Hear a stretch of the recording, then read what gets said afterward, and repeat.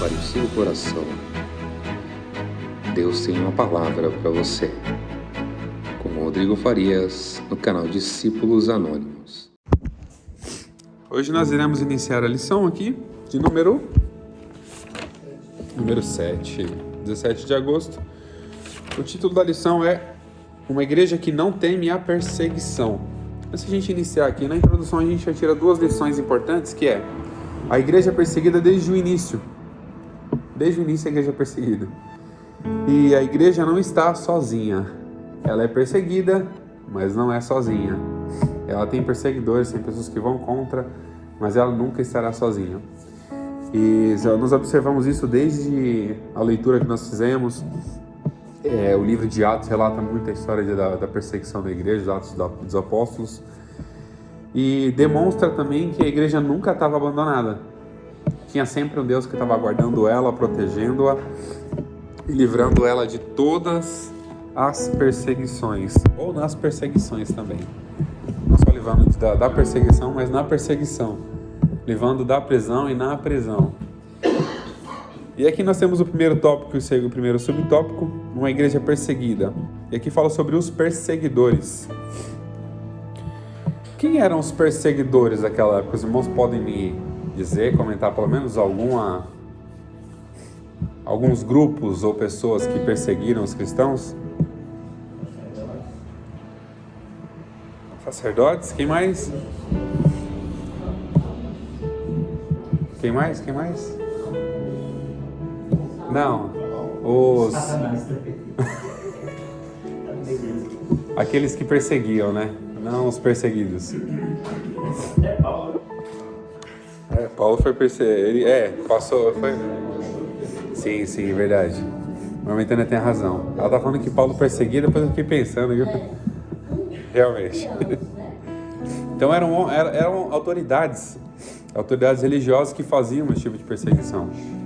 Eram para ser pessoas que fossem totalmente oposto à religião. Mas eram pessoas religiosas que faziam perseguição contra a religião. É bem complexo porque a pessoa que era para estar ajudando a crescer estava tentando parar.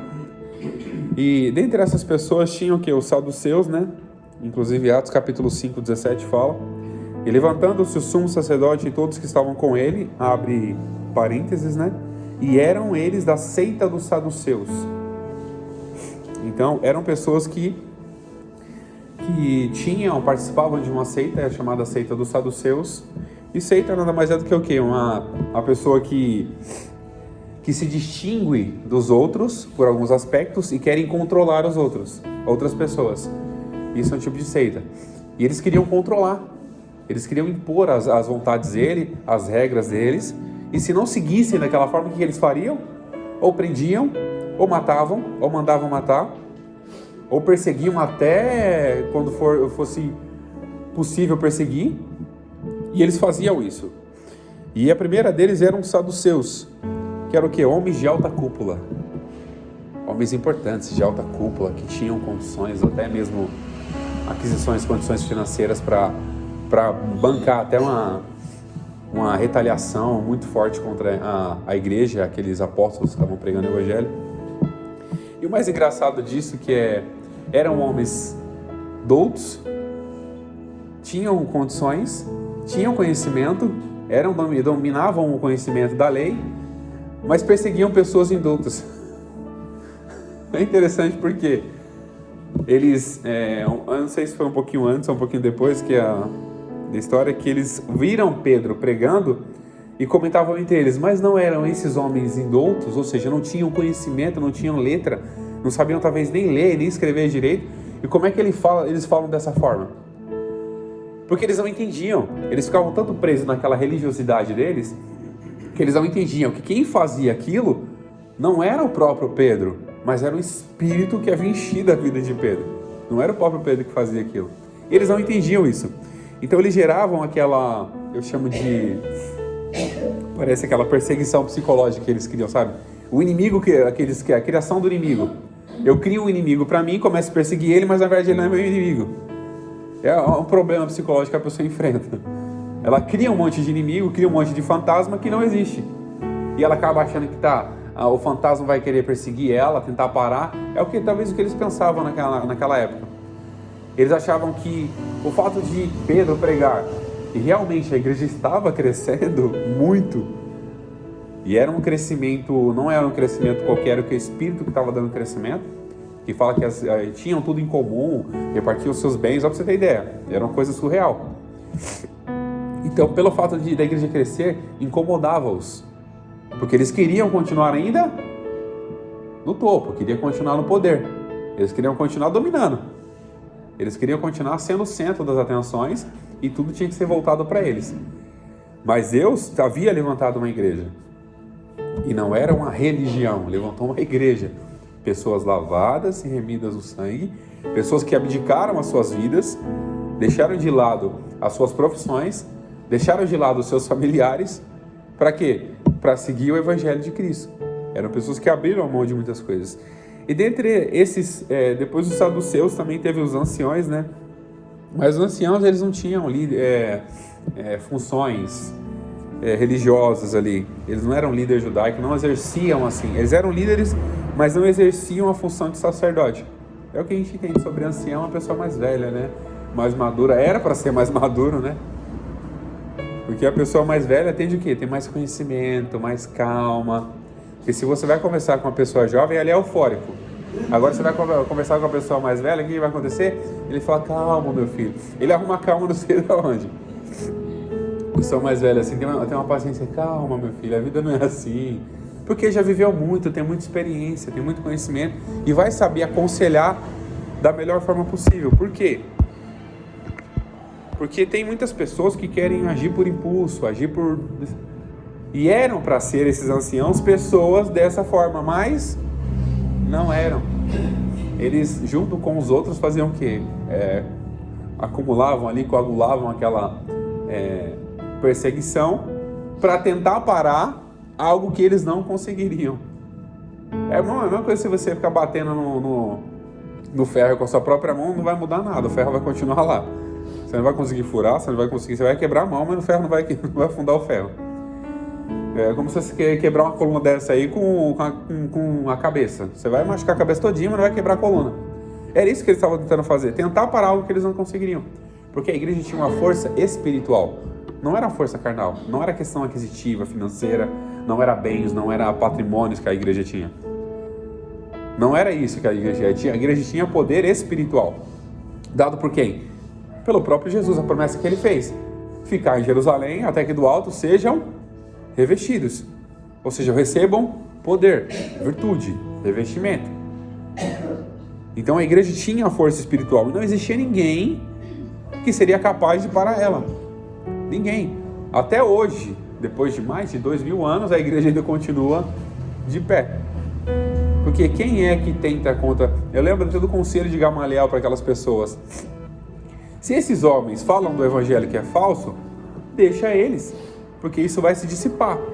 Mas se eles falam do evangelho, esse evangelho é verdadeiro, esse Deus que eles pregam é verdadeiro, se vocês estiverem lutando contra ele, vão estar lutando contra quem? Contra o próprio Deus. Isso faz lembrar o conselho. Então as pessoas lutavam contra algo que elas achavam que podia parar, mas não podiam. E tinha outras pessoas também, né, que a lição relata, que eram os capitães. Os capitãos. É capitãos ou capitães? Eu sempre confundo. Capitães? Obrigado, Luiz. Capitães do templo, que eles tinham o quê? Uma atividade policial. Aqueles que iam resolver o problema quando os anciões não colocavam a mão. Saduceus, sacerdotes, sumos sacerdotes, não colocavam a mão, mandava quem? Mandava os policiais lá, os capitães, para poder buscar eles. E eles faziam isso. Iam atrás e eles viam a igreja como uma ameaça. Mas, pra você ter ideia, o que é uma ameaça? É quando a pessoa pode me afetar de alguma forma. Quando a pessoa pode me prejudicar de alguma forma. E dentro do nosso... Obrigado, pastor.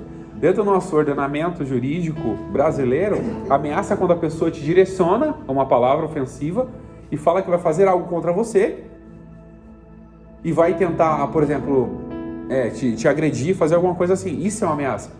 Mas em momento algum, os apóstolos se direcionaram aos os sacerdotes ali. Por exemplo, por livre e espontânea vontade deles. Eles foram lá no templo lá e enfrentaram, ameaçaram, falando, a igreja vai crescer, vocês vão ver como é que vai ser. Não, em momento algum.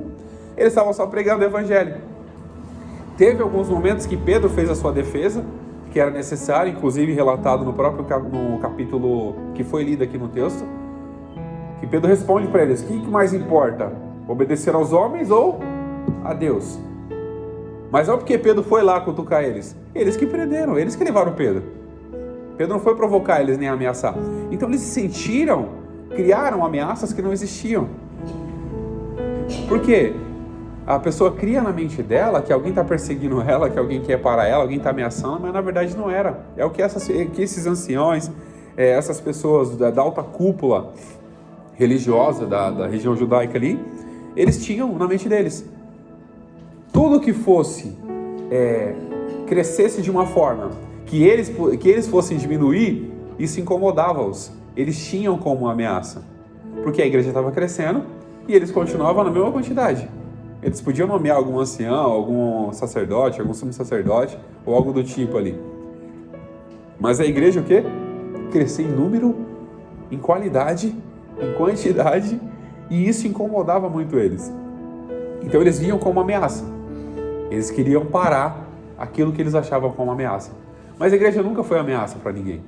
Eles que não entendiam isso. A igreja veio para fazer um papel de crescimento para a sociedade. A igreja veio fazer um papel de desenvolvimento dentro da sociedade, dentro do conjunto de pessoas. A igreja veio fazer desenvolvimento. Por quê? Porque como a igreja começou a crescer, eles seguiam o quê? Os conselhos de Cristo. Eles obedeciam quem? A Deus. O que Jesus sempre falava? O que Jesus sempre ensinou? A perdoar aqueles que tinham pecados, a se colocar numa condição que você pudesse entender que você também é falho, a amar aqueles que se aborrecem, perdoar aqueles que maldizem você, amar o próximo, amar a Deus, respeitar. Jesus ensinou um monte de coisa. Como é que isso incomodava tanto ele, sendo que a igreja estava crescendo dessa forma, de forma saudável, para que o nome de Jesus fosse glorificado? Alguém tem alguma pergunta antes de eu iniciar o segundo? Tem alguma pergunta? Vamos lá então. Depois eu paro de novo e a gente pergunta. Aqui no segundo subtópico, os irmãos podem acompanhar a leitura também, tá? Eu não costumo fazer a leitura, mas eu tiro sempre extraio algumas informações dos tópicos para poder comentar, que eu acho que fica um pouco mais dinâmico, né? Pelo menos para mim poder falar. Segundo subtópico, que fala sobre as esferas da perseguição. Quando fala de esferas da perseguição, eu comentei agora há pouco sobre a perseguição religiosa, que era o quê? Os próprios religiosos perseguiam aqueles que faziam com que a religião, os próprios judeus, faziam com que o cristianismo fosse parado, mas não adiantava isso. Eles podiam usar qualquer tipo de ferramenta, qualquer tipo de arma, qualquer tipo de prisão. Isso não seria suficiente. Eles poderiam mandar os discípulos, os apóstolos, para as prisões de segurança máxima. Isso não ia mudar nada. O anjo ia de qualquer forma tirá-los de lá. Então, dentre essas esferas, além da esfera religiosa, que vai uma observação muito grande. O escritor deixa uma especificação para a gente aqui sobre a perseguição religiosa. Por que os religiosos perseguiam os cristãos? Por conta da inveja. Porque eles não queriam ver que o cristianismo crescesse mais do que eles. Eles não queriam. Eles não queriam que o cristianismo se aumentasse em número ao ponto deles não serem mais vistos. Porque às vezes acontece, muitas pessoas que querem ser o centro das atenções. Eu tenho que ser o centro das atenções. Então quando começa alguém crescer, desenvolver melhor do que ele, a pessoa cria o quê? Aquele sentimento de inveja. E eu falo, o sentimento de inveja também, qualquer pessoa está suscetível a isso, tá? Se não tomarmos cuidado, a gente cai também nessa questão de sentimento de inveja, que é um perigo. Então os religiosos tinham o quê? Inveja. Eles não queriam que a igreja crescesse. Eles não queriam que o evangelho se aumentasse. O que eles faziam? Tentavam de alguma forma impedir com que aquilo parasse. Impedir com que a igreja continuasse, na verdade, né? Eles tentavam o quê? Parar a igreja. Mas como eu sempre digo, né? Não adianta você tentar parar alguma coisa que você não tem força para isso. A pessoa achar que tem força é uma coisa, agora ter força é outra. Eles achavam que tinha força, mas não tinham forças. Porque como eu disse no começo, era um fortalecimento que eles tinham, era espiritual. Que o espírito, além de estar no coração deles, aquecendo o coração deles, tinha o anjo que estava sobre as ordens do Pai para poder livrá-los, e fez isso. Tinha tudo isso. E além dessa perseguição religiosa, existia a perseguição política. Quando fala sobre política hoje em dia, a gente acha que tem perseguição política no Brasil? O que vocês acham? Eles prendem alguns cristãos? Eles mandam matar?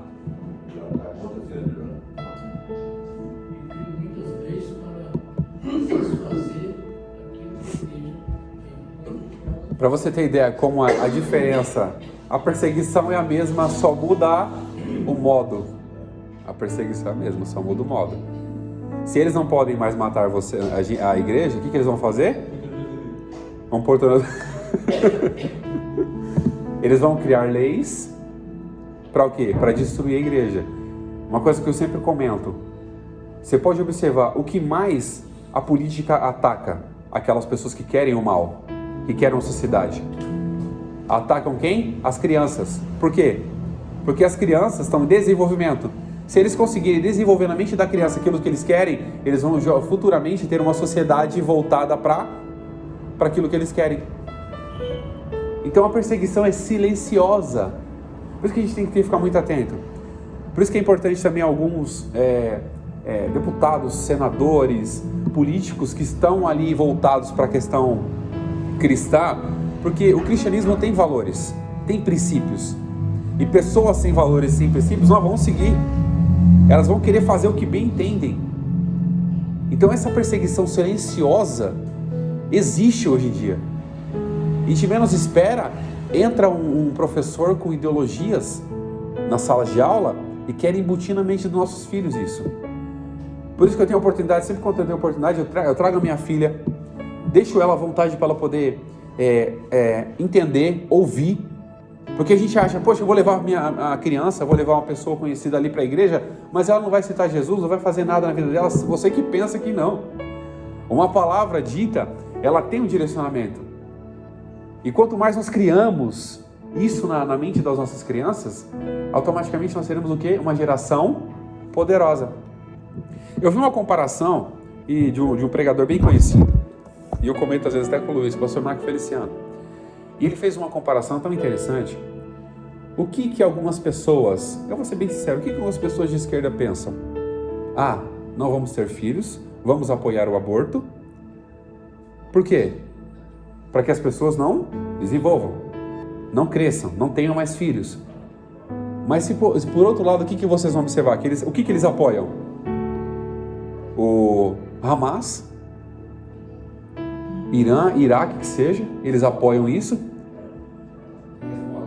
Sim, agora você observa, enquanto eles tentam apoiar o aborto, apoiar o homossexualismo, porque isso não vai gerar crianças, enquanto do outro lado o que acontece? Eles têm 10, 15, 30 filhos. Eles têm um monte de filhos. Eles não deixam de gerar. Você pode ver, na China também tem controle de natalidade. Então, e o que acontece? Agora eles estão, enquanto uns estão tentando diminuir de um lado, eles apoiam aquilo que está aumentando do outro lado. Porque se a gente não observar os mínimos detalhes, o que eles vão apoiar? A religião do... Luiz, lembra, me ajuda a lembrar, Luiz. A religião do Islã, que eles apoiam o quê? O autossuicídio. E tem situações que você vê isso. É o suicídio. E tudo isso em nome de Alá. Terrorismo, suicídio. Por quê? É uma pessoa que vai lá e mata um monte de outro. Por quê? Eles querem se procriar, querem se aumentar. Isso vai o quê? Destruindo. A perseguição silenciosa a gente nem observa. É um simples apoio. É um aborto. Qualquer outra coisa que possa diminuir a questão da sociedade. Porque quanto mais pessoas apoiando a ideia deles, maior será o problema. Então, diferente da perseguição que existia antigamente, porque antigamente eles mandavam matar, eles matavam. Agora que eles não matam, mas eles vão fazer o quê? Implodir. Alguém sabe a diferença entre explodir e implodir?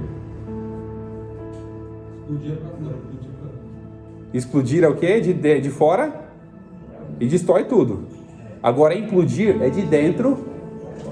É isso que eles estão fazendo. Eles estão criando leis, estão inflando o Estado, estão inflando a sociedade para o quê? Implodir. Vinha todas aquelas ideologias, todos aqueles pensamentos contrários ao cristianismo. Então a gente tem, graças a Deus, nós temos pessoas que lutam. E o mais interessante é que assim, o inimigo não se cansa. Você pode observar isso. Pessoas que lutam contrário ao evangelho, contrário ao cristianismo, não se cansam. Eles estão lá de madrugada, de dia, de noite, fazem revezamento, dormem lá, acampam lá, fazem de tudo. Mas as pessoas que defendem Cristo, elas são seres humanos. Elas vão ficar dependendo de medicamento para ficar acordado 24 horas para poder... Eu acredito que a maioria fazem isso. Viram de madrugada lá. Vão às escondidas nas casas dos legislativas. Para quê? Para criar leis ocultas, leis escondidas. E se você parar para observar, for assistir alguns vídeos de debate, você vai ficar entojado de tanto assistir. Porque eles realmente, na cara lavada, além deles criarem uma lei que podem prejudicar o futuro da nação, eles falam que não criaram aquilo naquele objetivo, mas está escrito na lei. E eles falam que não criaram naquele objetivo. Então é impossível que isso aconteça. As pessoas quererem parar o evangelho, mas só que não para. Por quê? Como eu falei, o evangelho é algo espiritual, não é algo carnal. O cristianismo é o quê? Que converte, muda o nosso coração, o nosso interior. Não é que muda só a nossa aparência. E aqui nós temos a perseguição política do Império Romano. Naquela época o Império Romano, ele dominava muito, né? A questão... a região toda ali.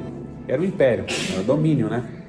Tinha os religiosos, os judeus, que eram subordinados, né, ao Império Romano. E nesse cenário, em Atos dos Apóstolos, no capítulo 2, na segunda prisão, se eu não me engano, né, de Pedro, segunda prisão de Pedro, o que acontece? Ele mandou matar Tiago. Tiago era irmão de Jesus e foi um dos apóstolos que foram mortos por Herodes. Que naquele mesmo tempo Herodes estendeu as mãos sobre alguns da igreja para os maltratar. E dentre essas pessoas, Tiago foi morto. Mas observa uma coisa, o ser humano que pregava o evangelho morreu. Mas o evangelho parou? Não. O nome de Cristo parou de ser anunciado?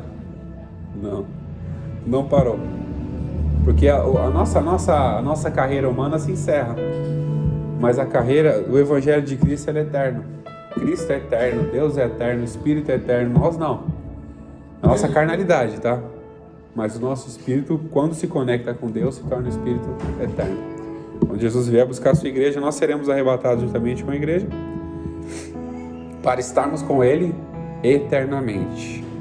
Aqui o terceiro subtópico, a igreja enfrentará oposições. Aqui eu fiz algumas anotações. O evangelho acolhe todos. Jesus morreu por todos, mas ele aceita tudo? Não, ele não aceita.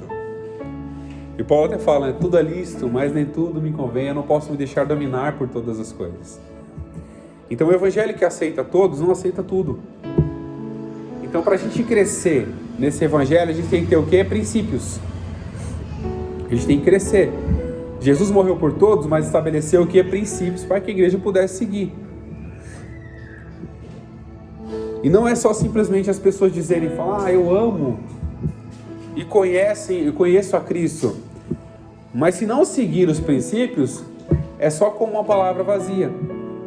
Porque só falar é como muitas pessoas questionam, né? Inclusive em relacionamento. Fala que me ama, mas não muda de atitude. É assim, a gente falar que ama Cristo, mas a nossa atitude não é condizente com a palavra que Ele deixou pra gente, não é condizente com o evangelho que ele deixou, automaticamente nós não estamos seguindo realmente a Cristo. E vai ser aquele cenário: Senhor, em teu nome eu profetizei, em teu nome eu expulsei demônios, em teu nome eu curei, fiz um monte de milagres, sinais e maravilhas. Jesus fala: apartai-vos de mim que eu não vos conheço. Por quê? Quando você segue princípios, você é conhecido de Jesus. Você conhecer Jesus, você faz a leitura da palavra, mas quando você segue os princípios, Jesus olha para você e te conhece, porque as características do cristão é o quê? Seguir os princípios de Cristo. E eu queria fazer uma pergunta: quais são os princípios? Alguém poderia me citar um princípio? Vamos lá, gente. Um princípio só. Amar o próximo como a si mesmo. O amor. Amar o próximo como a si mesmo. Ó, Derlan já deu impulso já. Quem mais? Quer falar algum? Inteligência. Pode falar. Pregar o evangelho. Também. Obediência. Santificação. Quem mais? Tem mais um monte. Eu vou citar alguns, e que sim, tem muitos princípios e valores cristãos, tá? Eu vou citar alguns aqui. O Derlan falou: amor, perdão, humildade, fé, esperança, arrependimento, obediência, comunhão, discipulado também faz parte desses princípios, né? Que a gente está aqui para poder aprender, né? Discipulado e santidade. Tem um verso que me fez lembrar agora: buscai a paz e a santificação, sem a qual? Hebreus 12, 14 ou 15, vamos aí. Abre, pastor, ler pra gente?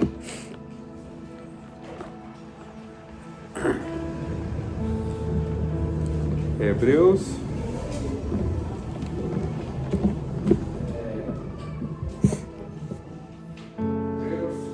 Buscai a paz e a santificação. Né? Versículo 14. Segui a paz com todos e a santificação, sem a qual ninguém verá o Senhor. Santificação. Que viver uma vida, ou seja, buscar a paz e a santificação com todos. Então esses são os princípios que eu anotei aqui. Tem bastante princípio, tá? Tem muitos outros. Eu anotei os principais, porque existem muitos outros princípios que devem ser seguidos. Então foi o que Jesus deixou pra gente, os princípios. A gente só falar que é cristão, mas não seguir os princípios, a gente vai ter automaticamente negar a nossa própria fé.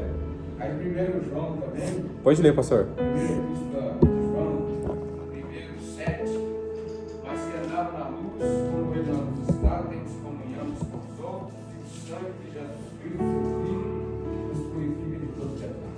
Obrigado, pastor. Comunhão, os versículos que foram lidos aqui: paz, comunhão, santificação. Isso em 2 versículos a gente já tem 3 princípios já. Imagine tantos outros que existem se a gente começar a ler. Então esses foram alguns dos princípios que eu citei aqui, que Cristo deixou pra gente. Então a gente precisa o quê? Segui-los. É fácil? Muitas das vezes não é fácil você amar aquele que te aborrece. Não é fácil. Perdoar aquele que te fez mal. Não é fácil. Buscar a santificação é você se abster de muitas outras coisas, muitas vontades carnais, desejos. Não é fácil, mas a gente precisa ter essa marca no nosso coração, essa marca de Cristo dentro de nós, para quê? Para continuar vivo na presença dele. E aqui eu deixei uma frase para a gente finalizar esse primeiro tópico. Nossa, já foi muito tempo.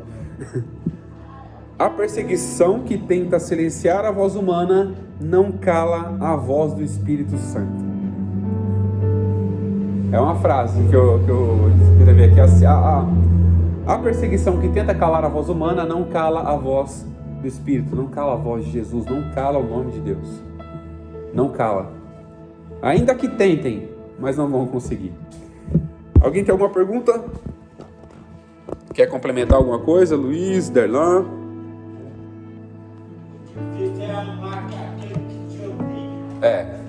É difícil.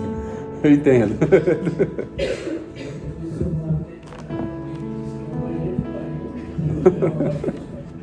Se amar aquele que já ama, o Silas falou uma coisa séria. Se amar aquele que já ama a gente é difícil, né? Tem sempre aquelas diferenças adaptáveis. Imagine amar quem nos odeia. Ai, Jesus. Vamos lá. Alguém tem algum comentário? Fale agora ou cale-se até o próximo subtópico. Até o próximo tópico. Uma igreja protegida. Todos esses cenários que nós comentamos aqui, que a igreja sofre perseguição, nós vamos entender. Ela sofre perseguição, mas ela é o quê? Protegida. A igreja de Cristo não é abandonada pelo próprio Cristo. A igreja de Cristo não é abandonada. O Espírito não abandona nossas vidas. A gente não está sozinho. Ainda que a gente pense que está sozinho, a gente não está sozinho. Porque sempre tem pessoas que nos auxiliam, nos acompanham. Tem um Espírito que habita em nossos corações e faz com que a gente viva isso. Ou seja, a perseguição vem, mas a gente não está sozinho. Aqui nós temos o cenário da prisão dos apóstolos, né? Pedro e os outros apóstolos foram presos na primeira prisão. Mas de noite um anjo do Senhor, está em Atos capítulo 5, verso 19, e de noite um anjo do Senhor abriu as portas da prisão e tirando-os para fora, disse, aqui tem uma continuação, né? Nessa primeira prisão aqui, é interessante que eles foram presos, foram soltos pelo anjo. O que o anjo falou para eles? Vai e volta para pregar. O anjo falou isso para eles, vai e volta, vocês têm que continuar falando ainda. E eles fizeram isso, obedeceram à voz de Deus por intermédio do anjo, né? A igreja é perseguida, mas ela tem um dono que a protege. A igreja pode ser pontuada em alguns aspectos para poder tentar parar o evangelho, mas ela tem proteção. E a proteção é muito maior do que a gente imagina. A proteção de Deus, o poder de Deus é muito maior do que a gente imagina. Porque sim, quando a gente fala que aquilo que os nossos olhos não viram, aquilo que os nossos ouvidos não viram, nem chegou ao nosso entendimento, é o que Deus tem preparado, então são coisas imensamente grandes. Inclusive a proteção dele, o amor, a proteção dele. Então isso, por mais que a igreja sofra esse tipo de perseguição, tem um Deus que protege e tem um Deus que vai guardar. E aqui nós ainda quando fala sobre um anjo de Deus, né? Aqui somos dois cenários em que primeiro um anjo aparece, abre as prisões, né, as portas da prisão, e tirando-os para fora. Se eu não me engano, nesse aqui fala sobre os 4 quaternos, né? Na primeira prisão. Deixa eu só ver se eu encontro aqui. Se alguém achar aí, pode ler. Está no capítulo 5, se eu não me engano.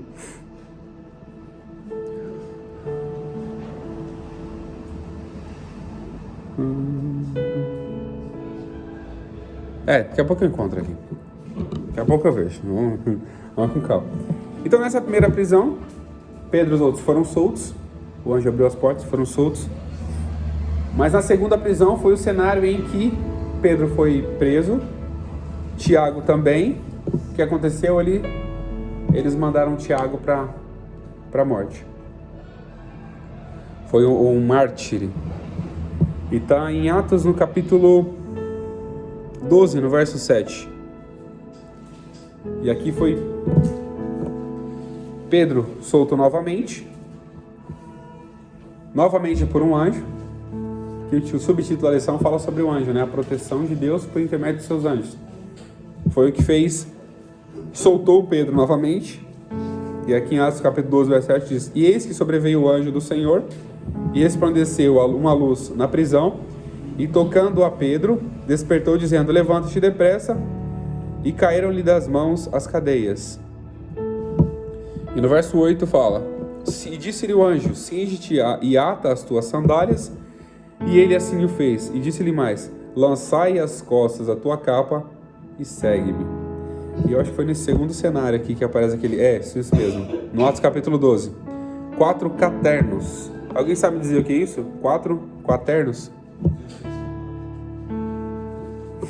4 quaternos. 4 grupos de 4 soldados. Que dá o todo de 4, 8, 12... 16 soldados.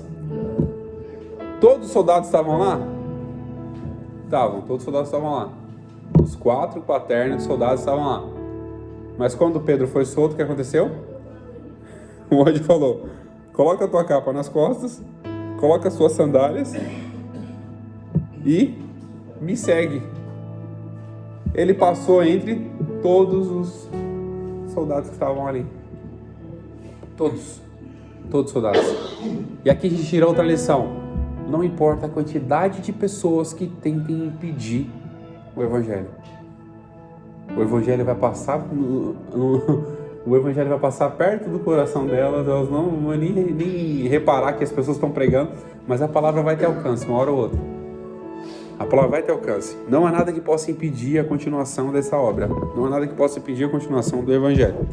E aqui, para a gente continuar no segundo subtópico, fala sobre a intercessão da igreja. Eu vou tentar agilizar aqui para, pelo menos... Vai ter apresentação hoje, não, né? Não? Vou ver se eu consigo pelo menos entregar umas 10h15 para poder... Aqui passa muito rápido. A intercessão da igreja. Aqui, outro exemplo muito importante. Na segunda prisão de Pedro, em Atos, no capítulo 2, no verso 5, fala que Pedro, pois, era guardado na prisão, mas a igreja fazia contínua oração. A importância da oração e da intercessão na vida das pessoas. Eu vou usar um exemplo vivo.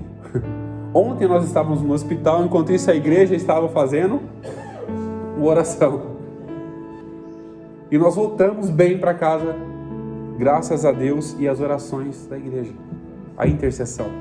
Então, ainda que a gente pense que Deus não está ouvindo a gente, a oração ainda traz efeitos, ainda surte efeitos, ainda que a gente não compreenda, a gente não escute a voz de Deus continuamente, a oração ainda traz efeitos. E são efeitos que a gente não faz a mínima ideia de como aconteceu, como vai acontecer e por que aconteceu, mas aconteceu. A minha preocupação quando a gente estava no hospital era que desse problema no raio-x da Alice, mas não tinha nada no raio-x dela. Não tinha nada. No dia anterior, a médica falou que não conseguiu acessar o raio-x porque eu estava sem sistema. Eu não sei lá o que aconteceu, o sistema não abriu. A gente veio para casa com a neném ruim, voltamos lá. Quando abriu o raio-x dela, eu até questionei minha esposa, eu falei estranho, eu falei, mas o peito para chiar, não tem que ter catarro? Não tem que ter alguma coisa obstruindo ali? Mas se tá limpo, por que tá chiando o peito dela? Eu falei, Jesus. Aí 3 pessoas comentaram com a gente, até falaram, meu, isso não é normal. É alguma coisa maligna. Eu falei, então já foi, tá repreendido em nome de Jesus. Oramos por ela antes de ir. Estávamos lá, a igreja estava orando por ela. E a oração de um justo pode muito em seus efeitos. Não só pode, mas gerou muitos efeitos. E hoje, graças a Deus, nós estamos lá. Dormiu a noite todinha. Voltou com dupla bateria. Voltou carregada. Ela voltou 2 Alice, não só uma. Se ela já era bagunceira sendo uma, ela voltou 2 Alice. Mas contando... Para você ter ideia, a gente acha que uma simples oração por uma pessoa... Eu já tive a oportunidade, às vezes, de encontrar na rua. Tem um irmãozinho que ele sempre parava no meio da rua. Ora por mim. Eu falei, gente, eu não vou negar a oração. Vai no meio da rua mesmo. Orava por ele. Porque a gente não pode... Porque a oração surte efeitos, ainda que invisíveis aos nossos olhos humanos, surte efeitos espirituais. Surte efeitos maravilhosos na vida das pessoas. Então, se a gente entender o objetivo, a clareza da oração, o nosso contato com Deus, orando, intercedendo pelas pessoas, a gente vê que isso faz efeito, não é diferente. Não foi diferente no passado e não vai ser diferente hoje. Enquanto Pedro estava preso, a igreja fazia contínua oração. E esse contínuo é o que? Ali, ó, sem voltar atrás, sem parar, sem descansar, e vai orando. E era de forma contínua. Não esqueceram de Pedro na prisão. E essas orações, Deus ouviu. Deus ouviu, o que ele fez? Enviou um anjo para trazer Pedro. Ele viu o anjo falar, vai buscar lá, porque a igreja está clamando. Então, eu tô sentindo... Eu vou usar um exemplo humano aqui, tá? Deus falou, eu estou sentindo que a igreja está fervorosa ali, está orando, está clamando por mim, então eu vou fazer alguma coisa. E foi o que Deus fez. Enviou um anjo, pediu para Pedro colocar sandálias nos pés, pediu para cingir, colocar a capa, falou, agora a gente vai sair daqui. A gente vai voar, coloca a calma que a gente vai voar. No sentido espiritual. Se der não, perde uma também, né? Coloca a calma que a gente vai o quê? Sair daqui. E foi o que aconteceu. A oração da igreja ainda tem valor. A oração das pessoas ainda tem valor. Então nunca despreze uma simples palavra, uma simples oração. Nunca despreze o momento que você tem para poder... Tem vezes que eu acordo pela madrugada, do nada. Parece aquela, sabe, quando você está dormindo de boa, daqui a pouco... Poxa, o que está acontecendo? Aí já dá aquele estalo, o que eu penso? Fala, poxa, é para mim orar. Mesmo cansado, com sono, porque se a gente for levantar, fazer toda aquela cena, sentar na cama, você não vai ajoelhar. O que eu faço? Eu já me jogo no chão. Eu falei, eu não vou sentar não. Já me jogo no chão, caio de joelho lá e pronto, já começa a orar. Porque às vezes Deus desperta a gente para poder ter esse contato. A oração é tão importante que além de gerar para a gente um contato com Deus, com o nosso Criador, fazer com que a gente se aproxime do nosso Criador, tenha comunhão com o nosso Criador, ainda traz efeitos na vida das pessoas que nós intercedemos. Surte efeito na vida das pessoas. Ainda nós oramos por nós, que é importante orar por nós, intercedemos pelas pessoas, isso faz efeito na vida delas. Então a oração ainda tem valor, não é preço, ninguém paga para a oração, é valor, é um valor que nós temos. Isso vai falar no terceiro subtópico do segundo tópico, o valor da oração. Aqui no cenário, no segundo mover do Espírito Santo, no capítulo 4, verso 31, e tendo orado, moveu-se o lugar em que estavam reunidos, e todos foram cheios do Espírito Santo e anunciaram com ousadia a palavra de Deus. E tendo o quê? Orado. O poder da oração continua desde a antiga antiguidade e vai continuar hoje. Alguém falou amém lá fora. É o Formão que falou aqui. Formão, né? Vamos lá para o terceiro subtópico. Alguém tem alguma pergunta? Algum questionamento? Pode falar, não. Voltando um pouquinho para trás, o senhor falou que tem negócio de pagar preço. A gente paga preço, porque tudo, se você dobrar o joelho, você já está pagando preço. Uhum. Aquela petição que você pede para o Senhor, se Ele te dá, você tem um preço a pagar. Assim eu acho. Sim, entendo. Porque tudo que você pede para o Senhor te dá, mas você vai ter um preço a pagar. Sim. Mas o preço assim que o seu irmão está falando é um preço diferente, não é questão de valor, tá? Porque tem gente que acha que eu tenho que, quando fala pagar preço, tem gente que acha que tem que pagar. Aí eu vou pagar, aceita Pix, aceita débito. Não é esse tipo de pagamento. É joelho no chão. Sim. Pode falar, irmã Dora.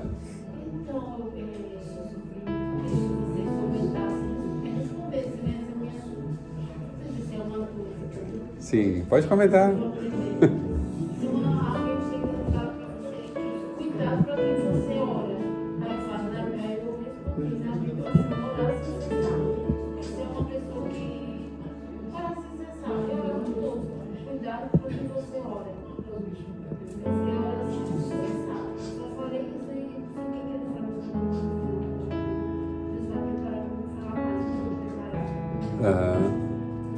A nossa oração tem que ser por todos, né? Por todos, para todos.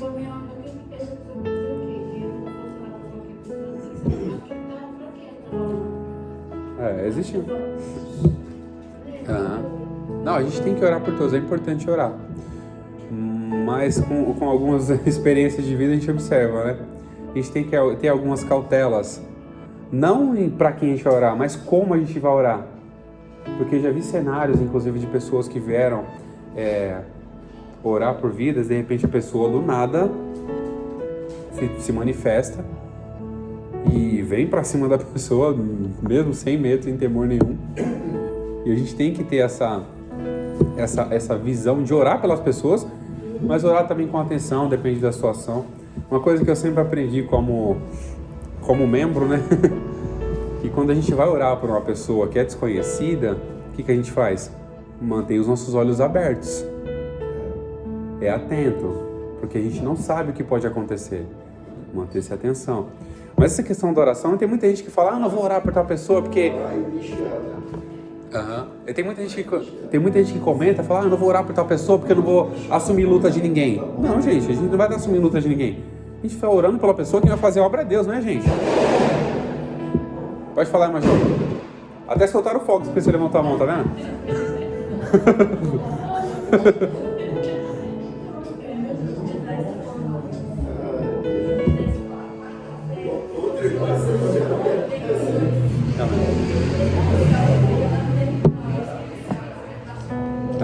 Fala um pouquinho mais alto, Major. Fala um pouquinho mais alto. Aí, de novo, né? Aí o moço do céu se aproximou de mim. Eu precisava dizer, eu tomei um susto. Aí ele segurou no meu braço e eu pensei, coração, calma. Eu quase disse que não, aí eu fui feliz, sabe? Fiquei com medo. Aí, mas aí eu orei pelos dois, ele agradeceu. Embora eu me assustei, ele segurou no meu braço e dois guardas. Deus policial, eu ia pegando segurando no meu braço, se aproximar de mim, eu fiquei com medo, disse assim, uma oração por ele. Eu quase dizia que não temia assim, o Senhor disse, ora por ele. Aí eu orei lá, chamei o telefone, eu orei por ele. E foi isso, mas me deu um susto. É pra você ver, e tem gente que pensa assim, ó. É que tem pessoas que pensam da seguinte forma. Por exemplo, a pessoa tá passando por uma necessidade lá, eu não vou orar por ela que eu não quero assumir prova de ninguém. Tem gente que pensa isso. Tem gente que cria isso na cabeça. Eu não sei de onde tirou, mas cria isso na cabeça.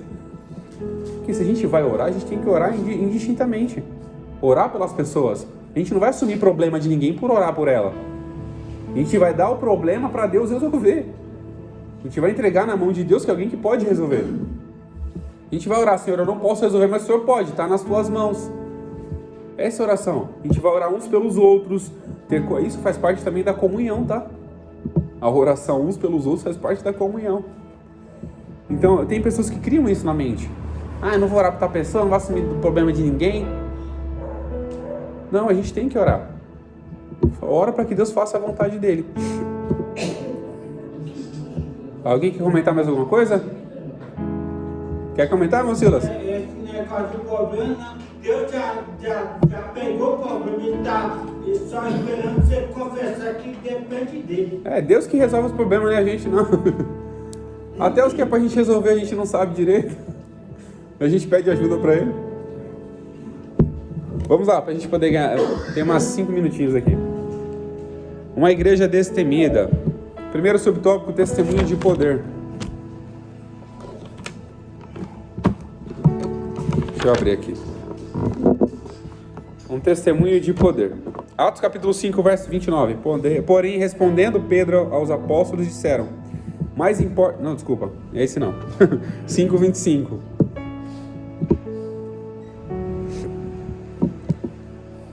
Aqui eu até deixei o testemunho de poder. E prenderam os apóstolos na primeira prisão, né?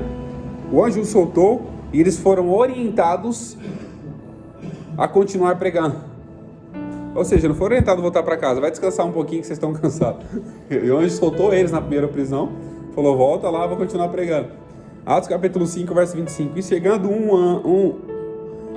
um, anunciou-lhes dizendo: eis que os homens que encerrastes na prisão estão de pé no templo ensinando o povo. O anjo orientou eles, vai lá para o templo, vai voltar a ensinar. Para você ver também, tirou outra lição, a importância da pregação, da palavra.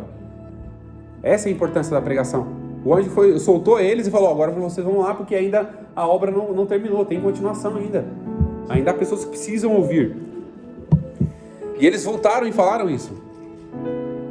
Só que chegou no ouvido, né, dos homens religiosos, foram anunciados a eles, falou: mas aqueles homens que vocês encarcerastes, que vocês mandaram prender, eles estão soltos ainda, continuam pregando. Talvez deve ter dado um nó na cabeça deles. Como é que eles foram soltos se a gente prendeu eles? Como é que eles foram soltos se a gente deixou eles trancados lá? E como é que eles estão lá no templo pregando ainda? Então isso incomodava. Porque quem fortalecia os homens e dava poder a eles era o Espírito. Os homens estavam cansados, sabe? Quem fala que ficar numa prisão? Uma vez eu fui num presídio lá, fiquei na sala de espera, já dá agonia. Imagina a pessoa ficar presa lá. Já dá agonia você ficar na sala de espera lá. E quem fortalece os homens? E quem dava poder a eles? Era o Espírito. O anjo chegou e falou, ó, vai lá e continua pregando. Porque a ordem dada era que continuasse pregando, a importância da palavra, porque ainda pessoas que necessitavam ouvir. Mas eles estavam cansados, mas quem que dava poder a eles? O Espírito. O Espírito dava poder a eles para poder continuar. Porque o cansaço humano é normal. Se a gente não tiver a força espiritual para poder continuar e dar aquela respirada um pouco, dar aquela raciocinada, a gente não continua. E aqui pra gente continuar, pra gente finalizar, né? Fazer o segundo aqui, que é o último. Segundo subtópico do segundo tópico. Ou terceiro tópico, desculpa. Convictos da fé. Atos dos Apóstolos, capítulo 5, verso 29. Porém, respondendo Pedro e aos apóstolos, disseram: mais importante obedecer a Deus do que aos homens. Aqui fala sobre a convicção. O que é uma pessoa convicta? Alguém pode me dizer? Convicta. Tem certeza. E acredita, tem convicção naquilo que ouviu, que aceitou, e naquilo que ela procura. Muito bem. Pessoa convicta, eles foram convictos, tinha convicção da fé em Jesus Cristo. Não era um pensamento qualquer, uma convicção, uma certeza. No entanto, Pedro, diante de tantos homens da lei, ele responde, dá essa resposta, automaticamente, ele, se eu não me engano, um pouquinho antes, ele fala: a este Jesus que vocês crucificaram, olha para você ter ideia como ele é tão direto, a este Jesus que vocês crucificaram, Deus o ressuscitou às ânsias da morte. Por quê? Tentaram parar, mas eu estava tentando dizer para eles, vocês tentaram parar, mas não vai adiantar, a gente vai continuar pregando. Vocês vão tentar parar a gente, mas o evangelho vai continuar crescendo, vocês querendo ou não. Então, mais vale para mim o quê? Obedecer a Deus do que as suas ordens contrárias de que eu fale desse evangelho. Porque a ordem contrária é o quê? Pedro, se cala, não prega mais sobre isso. Pedro falou, parou de pregar? Não, Pedro continuou pregando. Pedro continuou falando. Porque as pessoas tentam impedir. As pessoas tentaram, homens da lei religiosa tentaram impedir. Mas o que mais valia para Pedro? O que mais vale para nós? Obedecer a Deus. Se alguém pedir a gente pregar, fala, você não pode mais pregar. Luiz, chega alguém para você não pode mais pregar. Você vai parar? Se alguém falar para o Denado, você não pode mais pregar e nem cantar, você vai parar? Se alguém chegar para a Mamitana, você não pode mais cantar, você vai parar? Não pode mais pregar, você vai parar? Não. Mais vale para a gente o quê? Obedecer a Deus do que aos homens, que são contrários à vontade de Deus. Porque as pessoas não podem ser contrárias à vontade de Deus. Nós temos que ser o quê? Direcionados por Deus para fazer a sua vontade. E aqui tem uma observação, que nós temos pessoas que nos conduzem, que são líderes, né? Que nos conduzem, nos ensinam. E a gente tem que obedecer a quem obedece os princípios, não quem os transgride. Pode falar, não. Convicção é a pessoa que sabe, igual nós, sabe a Deus, não vê Deus, mas sabe que Ele existe e Ele faz. É o que Jesus falou para Tomé, né? Bem-aventurado aqueles que não viram e creram, são convictos da fé. Então, se nós temos, hoje em dia, graças a Deus, nós temos aqui pessoas que nos ensinam, temos professores, mas tem pessoas que vão ensinar a gente errado. A gente vai poder obedecer essas pessoas que ensinam a gente errado? Não. Podem ser líderes, podem ser pastores, não pastor Raimundo de forma alguma, tá? Estou só usando exemplo aqui, tá? Porque existem líderes que ensinam errado, transgridem princípios e quer que você obedeça-os. E deixa claro isso pra gente aqui, Pedro. O que mais vale, obedecer a Deus? Eram homens religiosos. Mas o que eles estavam ensinando? Querendo que Pedro parasse de pregar o evangelho de Cristo. Querendo que Pedro parasse de pregar, porque eles achavam que eles estavam certos, transgrediam princípios, faziam a vontade dele, eles nem conheciam a própria lei que eles falavam. Muitos ali não conheciam nem a própria lei que eles defendiam, mas eles queriam impedir a pessoa. Então nós temos que obedecer a alguém que obedece princípios e não os transgride. Pode falar, Madelão. Então, a falta de conhecimento também era desobedecer. Sim. Eu era de uma certa igreja que eu fazia o que eles falavam lá, mas eu não ia a Bíblia. Aí fica difícil, hein? Você seguir os caras. E qual é o nosso manual? É a Bíblia. É o nosso manual de fé, é a Bíblia. Eu um pouquinho. Por isso que a Bíblia fala, examine as escrituras. Sim, examinar as escrituras para poder ter nelas a vida eterna. Obedeçam aqueles que velam pelas suas vidas. O que é uma pessoa que vela pela sua vida? Que não deixa você transgredir princípios. Que olha para você e fala, você está indo para esse caminho, pode ser prejudicial para você. Tem líderes que fazem isso, se preocupam. Olham para as pessoas e falam, ó, não vai por esse caminho, senão você vai se destruir, você está transgredindo princípios, você está desobedecendo a Deus, você está tirando, se deixando de santificar, você não está perdoando, você não está sabendo amar. Então são líderes que vão conduzir a nossa vida para o quê? Para dentro dos princípios cristãos. Então são líderes que velam pela nossa palavra, nossa vida, né? São líderes que velam pela nossa vida, aqueles que guardam, cuidam. O que é velar? Alguém sabe dizer o que é velar? Vigiar, zelar, cuidar. Coloca uma vela ali, deixa ela. Sim. E são pessoas que velam pelas nossas vidas. Pessoas que não deixam a gente transgredir princípios, ensinando conforme a palavra. E muita gente pode até confundir, mas Pedro foi rebelde. Pedro foi rebelde? Vou fazer o grelhinho aqui, ó. Só quando cortou a orelha de... É Malcolm, né? Tem um evangelho que fala sobre o nome dele. Só foi rebelde quando cortou a orelha, porque Jesus não falou para ele cortar a orelha. Mas ele foi lá e cortou. A gente não pode confundir rebeldia com defesa de princípios. Porque para muitos lá fora, do sistema lá fora, a gente pode ser rebelde por não concordar com eles. Muitos sistemas que estão lá fora, legisladores, governantes, a gente pode ser rebelde por não concordar com eles. Por quê? Ferem princípios. Aquilo que fere princípios, nós não somos rebeldes. Nós somos defensores de princípios. Nós vivemos eles e temos que defendê-los. Então pessoas lá fora vão tentar quebrar princípios. Vão tentar não viver os princípios. Vão tentar contrariar os princípios que nós vivemos. Mas nós temos que fazer o quê? Obedecer a Deus e guardar os princípios. E aqui duas frases para a gente finalizar. Uma frase aqui: não negocie o que Deus não negociaria. Ordens de Deus são feitas para cumprir. Ordem de Deus. Agora, ordens humanas sem direcionamento, a gente tem que questioná-las diante da palavra de Deus. E para a gente concluir aqui, uma igreja perseguida e convicta da fé é destemida e não negocia sua fé e seus princípios. Antes, vivem de forma a agradar a Deus. Que Deus abençoe em nome de Jesus.